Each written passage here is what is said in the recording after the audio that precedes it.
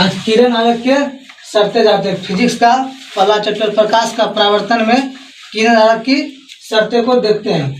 पहला है अवतल दर्पण में मुख्य अक्ष के समांतर आती प्रकाश की किरणें दर्पण से परावर्तन के बाद एक निश्चित बिंदु F से होकर गुजरती है। जैसे पहला नंबर में दिया है,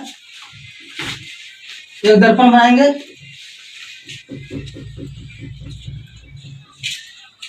एक लकीर खींचेंगे सीधा, यहाँ P F C यहाँ बोल रहा है पहला नंबर में अवतल दर्पण में मुख्य अक्ष के समांतर आती प्रकाश की किरणें दर्पण से परावर्तन के बाद एक निश्चित बिंदु F से होकर गुजरती है।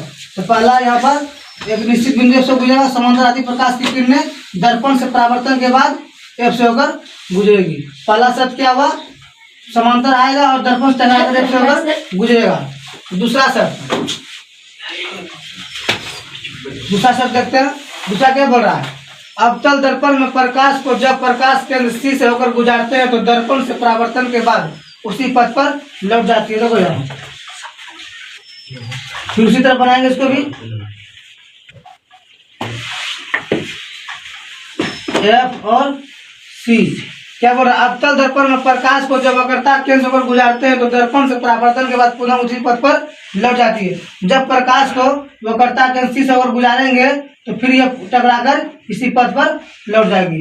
एक और दूसरा शर्त। तीसरा बोल रहा है, जब प्रकाश की किरण को फोकस से होकर गुजारते हैं तो दर्पण से परावर्तन के बाद मुख्य अक्ष के समांतर निकल जाती है। जैसे देखो तीसरा फिगर बनाते हैं, यहाँ पे देख लो,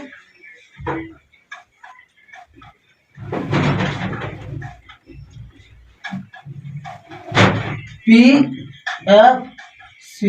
तीसरा बोल रहा है, जब प्रकाश को F से होकर गुजारेंगे तो F से होकर गुजारेंगे और दर्पण से मुख्य अक्ष के समांतर निकल जाती है, यहाँ से निकल जाएगा समांतर।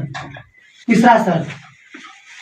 चौथा शर्त है, जब प्रकाश की किरण को ध्रुव P से होकर गुजारते हैं तो जितने कोण के साथ आपतित किरण जाती है परावर्तन के बाद उतने ही कोण के साथ मुड़ जाती है। चौथा नंबर में दर्पण बनाएंगे, P F C।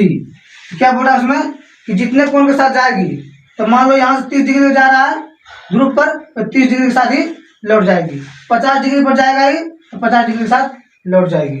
ये दर्पण का क्या है, किरण आरेख का 4 शर्त।